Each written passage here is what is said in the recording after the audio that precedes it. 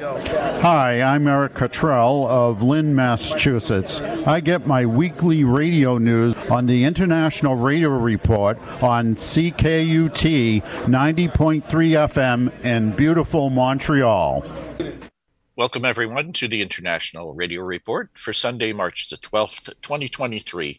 My name's Sheldon, and Jill is with me as usual. We thank you for tuning in. We have 30 minutes of news and information from the world of radio for you. You can reach us by email, radioreport@yahoo.com.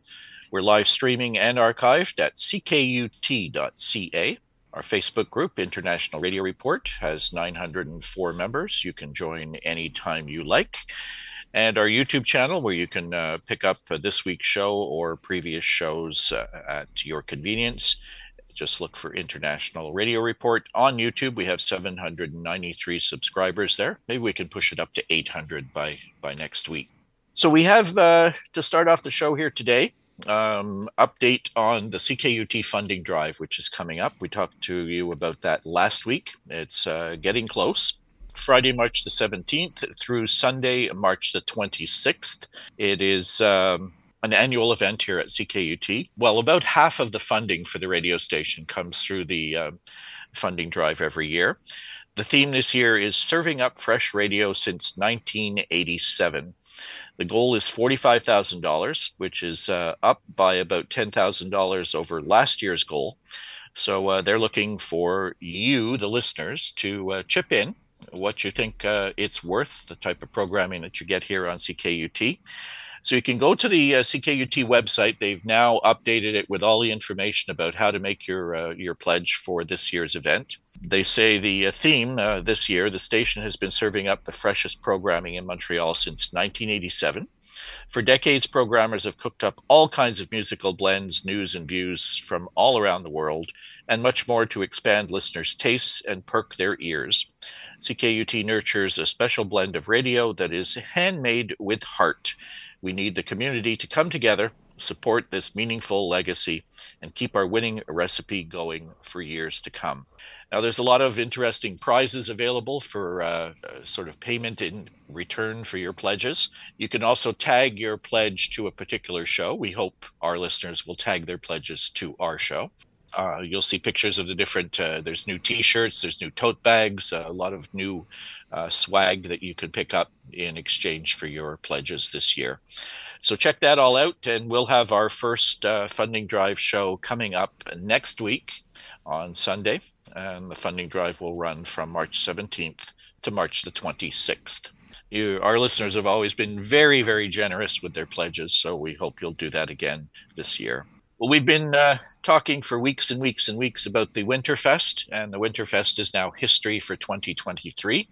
We had a busy 2 days, particularly running the hospitality suite, where we worked, 5 hours on Friday evening and the whole day from 8 o'clock in the morning till almost 2 o'clock in the morning on Saturday into Sunday morning.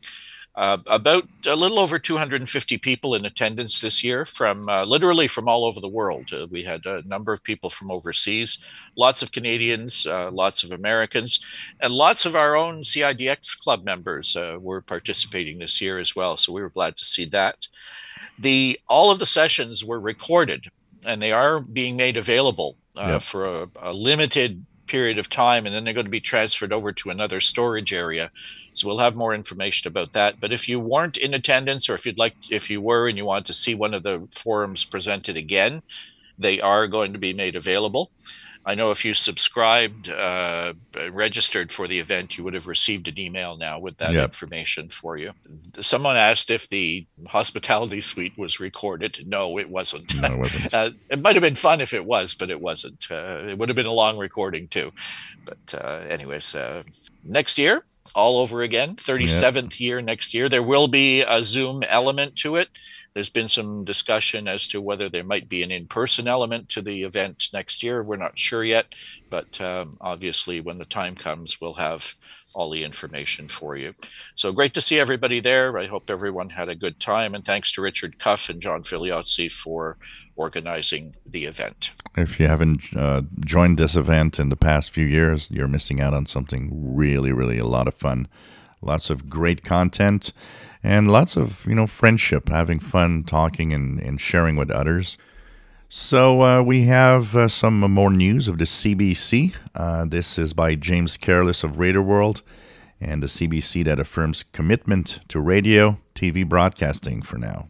The Canadian Broadcasting Corporation, CBC, Canada's public radio TV broadcaster, said last month that over-the-air radio and TV transmissions will continue until adequate high-speed internet is available to all Canadians, according to a report posted on cbc.ca. The somewhat reassuring statement by CBC was a follow-up to a Globe and Mail newspaper interview with CBC President CEO Catherine Tate, which stated the head of the CBC says it is preparing to end traditional TV and radio broadcasts and move completely digital as audiences shift to streaming, but the move is unlikely to happen over the next decade. The Globe and Mail quoted Tate as saying, "If we're going to be audience first, we have to be digital first." In that interview, Tate stated that such a switch-off would not occur until broadband ubiquity had been achieved across Canada so that rural Canadians would not lose their access to the CBC content. She re-emphasized the point in the subsequent CBC.ca news report. Let's be clear, we are not abandoning anyone who's watching on traditional television or listening on traditional radio, Tate said. We are looking at a 2-decade horizon. We are a vast country, and until we have ubiquity and broadband delivery in this country, we will leave no one behind. As for the notion that the CBC is pushing away from broadcast in favor of digital, Tate said in the Globe and Mail interview, "We don't want to drag Canadians to digital. They are dragging us. We saw it in the pandemic. Subscriptions to streaming go way up, and those people don't go back to conventional television." A similar view was stated by BBC Director General Tim Davie in a headline-making December 2022 interview with The Guardian newspaper. Imagine a world that is internet only, where broadcast TV and radio are being switched off and choice is infinite. In such a world, broadcast radio TV has no relevance, since such a future seems imminent. A switch-off of broadcast will and should happen over time, and we should be active in planning for it. Every time I hear and I read something like that, it's short-sighted, and it's obvious that you are either ignoring or not understanding the relevance of TV and radio and the importance it has with, listening on a radio that once you purchased it once, it's free. It's something also that can go across borders. So if you have something to say where the internet might be, submitted to some censorship, you can still do it on radio. You won't be able to do it on internet. It's interesting this story comes out now when we just see an article today about these bonuses that have been paid to all the CBC employees across the country. If they're looking at this as a cost-cutting measure, stopping all of the infrastructure to do things analog across the country, many of the people that are scattered in remote areas using those analog services, then you pick up a newspaper and read that they're paying out $16 million in bonuses to employees at this time when, everybody's struggling. And it just makes you wonder, why are they even looking at this digital thing right now? We're not ready for it. Canada's not ready for it. We just have too many people spread out in too many difficult areas to get to as far as internet is concerned.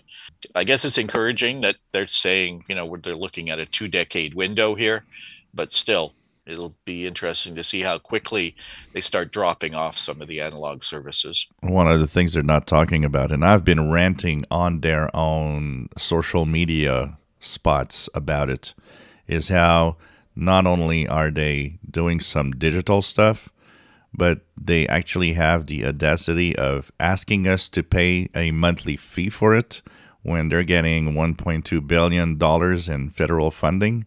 I'm sorry, but for me, that is unacceptable. Yeah, we pay for that service. We pay to have every Canadian have access to CBC programming, Radio-Canada programming, radio and television. Then they put on a new service, taking some things away from the analog services, putting them onto this pay service, and expecting you to pay them more money for it when they're getting 1.2 billion, I should say. Something's not right. We go next into the United States, and the headline is from Paul McLean at Radio World. Salem Media Group warns of dire consequences if Congress messes with daylight saving time. We hope you're with us at the right time for this week's show because of daylight saving time. We're switching, and that always causes some confusion. But in this story, if daylight saving time became permanent, it would deal a massive blow to AM radio operators across the United States, according to the Salem Media Group. Their warning comes as proponents of the change resume their push in Congress. Salem owns approximately 70 AM stations and has about 750 AM radio affiliates. Co-founder and chairman Ed Atzinger III and CEO Dave Santarella wrote this week to House and Senate committee leaders in both parties expressing opposition to legislation that would make DST permanent. Daylight saving time will resume this weekend in most of the United States. Senator Marco Rubio, Republican of Florida, is a proponent of making DST permanent. The Senate passed his Sunshine Protection Act last year, but this legislation's prospects have been uncertain. H.R. 1279, introduced in the House last week, is sponsored by Rubio's fellow Florida Republican Representative Vern Buchanan. Atzinger and Santarella reminded the legislators of the news, traffic, weather, sports, and talk content on AM. In some municipalities, AM radio stations also cater to a specific immigrant community, reaching their listeners with a specific foreign language or other programming elements like music or sports. AM is still a very effective and highly reliable platform for audio broadcast. They explained that most AM stations must follow a sunrise and sunset schedule that can reduce their transmitter power and coverage. The Salem leaders said the bill would reduce coverage in the crucial morning drive time hours. This issue would be even more detrimental during the darkest days of November, December, January, and February, when AM stations would not be at full power until at least 8 a.m. From a programming and revenue standpoint, the morning drive day part is still one of the most significant day parts of an entire radio station. It's the day part that generates the most amount of revenue and is a cornerstone for the rest of the programming day. They said AM radio is facing a multitude of challenges and that radio in general faces constant headwinds from an ever-changing media landscape. This challenge may likely be the death blow to many AM radio stations, they concluded, saying they are confident you don't want to see that happen. Atzinger and Santarella wrote to House Energy and Commerce Chairwoman Kathy McMorris, Rogers and Ranking Member Frank Pallone, and Senate Committee on Commerce, Science, and Transportation Chairwoman Maria Cantwell, and Ranking Member Ted Cruz. So DXers, we all know about this power change and antenna pattern change sometimes as you go from daylight to darkness. And it generally involves a power reduction. So if you leave permanently at daylight saving time, you're cutting off some of that period. And that's what really these people are talking about, that there could be some key periods of the day where the signal would not be up to its full power. There was several examples over the years here in Montreal of stations that had to follow these patterns, and you could easily see that daytime listening could be very easy. Then suddenly, when the sunset changed the pattern, changed the power, and the stations become almost impossible to hear in some areas. So that definitely has an impact, especially when the daylight changing time means that power could be still reduced as like the morning drive, which is one of the peaks in radio listening probably. Yeah, in some cases, the power of the station that your local station is protecting may just come in on top because your station may be using 1,000 watts. And the clear channel that's on that same frequency may be using 50,000 watts. So if you're in a darkness period, that stronger station is going to be the one that's going to come through on top of you. So it's going to cause some problems. And I think, I'm afraid, here in Canada, if it happens in the States, we're pretty much going to have to follow it here. So, what's happening with our sun? Well, we have, of course, an active sun with several flares once again, some coronal mass ejections that we could see going away from the solar disk as these flares happen.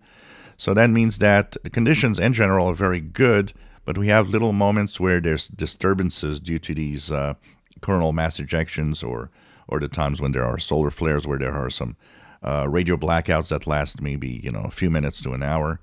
But overall, it's in general very good. We have amazing propagations on the higher frequencies. So as we're getting close to the equinox, the equal daylight nighttime, that also gives us different types of propagation. I've been noticing more and more with the high solar activity that the high frequencies are open 15 meters and 10 meters amateur stations all the way up to close to midnight now. All of that due to the higher solar activity, which is really fun, makes shortwave alive again. Of course, what's coming up this week is the same kind of pattern as we have a lot of sunspot groups on the sun. There will be more of these flaring and coronal mass ejections. So from time to time, we'll have some unsettled conditions. Not impossible that we sometimes get close to or into geomagnetic storming. But in general, the propagation is great. The solar flux around 180, sunspot number 155. No coronal hole on the sun to impact us this week. So I guess in general it's going to be good. But there's only one way that you can really know what's happening and how good propagation is. And, well, you got to turn on a radio and listen. This is Jeff Eichner of Bloomsburg, Pennsylvania, United States of America. Listen to the International Radio Report every Sunday morning at 10:30 on CKUT 90.3 FM in Montreal. So we have a story about some things that we don't often talk about, and most of us probably never think of. There is going to be some relief for tower owners and migratory birds. This is by Joel Gehring of Radio World. So the Federal Aviation Administration tower lighting recommendations can reduce your tower maintenance and construction costs, as well as reduce migratory bird collisions. Every year, millions of birds migrate thousands of miles across North America to Central America and elsewhere as seasons change, following the weather from cooler to more temperate climates and back again. Ducks, geese, sparrows, warblers, and other North American migratory birds follow these flight patterns annually. The Arctic tern, for example, migrates the furthest distance annually at approximately 44,000 miles round trip. The FCC has an important protective role to play. Communications towers serve as deadly roadblocks on the paths of birds as they travel. Some in broadcasting have expressed doubts that birds collide with communications towers or that bird collisions with towers are a significant threat to bird populations. However, small bird carcasses can be difficult to detect in vegetation and are often quickly removed by scavengers like raccoons and cats. In addition, bird collisions do not occur at every tower on every night, but are instead most common on foggy or rainy nights during spring and fall bird migration. For more than 50 years, migratory birds have been documented to collide with communications towers, as well as other tall structures. Biologists have conducted focused studies and estimate that approximately 7 million birds collide with towers in Canada and the United States every year during their spring and fall migrations. A documented 239 species of birds have collided with towers, resulting in fatalities. Wildlife biologists have concluded that tall, guyed towers are involved in more bird collisions than shorter, self-supported towers. Most important, for towers that have already been constructed, migratory birds are attracted to tower obstruction lights and appear to be more attracted to steady burning L810 side marker lights than to flashing lights. Their attraction to the tower lights result in collisions with tower guy wires and the tower structure itself. The FCC has partnered with the Federal Aviation Administration to protect migratory birds by revising the standards used for lighting communications towers, extinguishing non-flashing lights on towers taller than 350 feet above ground level, and transitioning from steady burning tower lights to flashing tower lights, so on towers 150 to 350 feet above ground level. The publication of revised lighting rules in 2015 marked the culmination of a multi-year effort to significantly reduce mortality rates of migratory birds resulting from collisions with communications towers. On towers taller than 350 feet, these new FAA tower lighting rules reduce tower construction costs, maintenance costs, and energy costs, in addition to minimizing bird collisions by as much as 70%.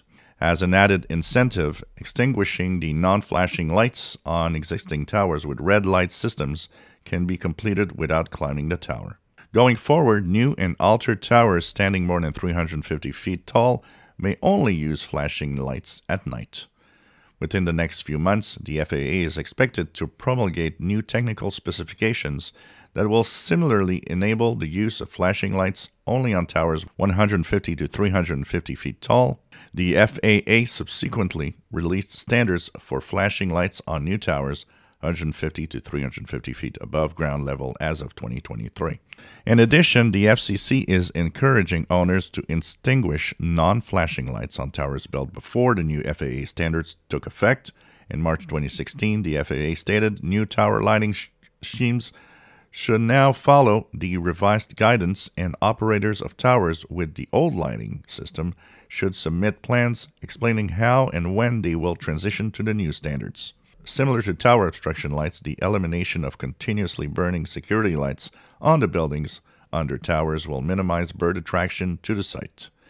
The FCC encourages the use of motion sensor triggered security lighting under communications towers if security lighting is required. This cumulative effort will prevent millions of avian fatalities each year in the US and Canada. And extinguishing or eliminating the use of non-flashing lights on towers can save industry construction costs, maintenance costs, and energy costs and carbon output with no additional cost to the tower owner. So this is interesting. It's obvious that these towers and structures have an impact on the bird population. We were talking before the show of, I was thinking of maybe some fatalities might also happen because of the high power used in the radio frequency transmissions.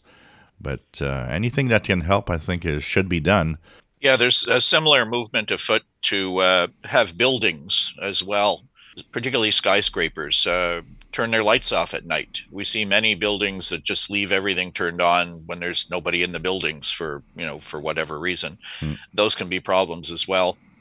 There's a huge organization in Toronto, here in Canada, that goes around and collects the bodies of birds that have hit buildings.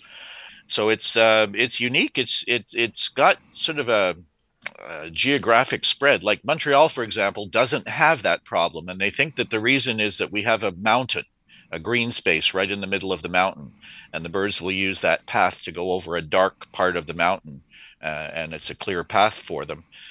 The towers, though, with these different types of lights flashing, some towers aren't lit. I know we have some near us where the station has gone dark, and so have the towers. The station's not on any longer, and they've turned off the lights on the towers, and the towers are there. You cannot see them at nighttime whatsoever.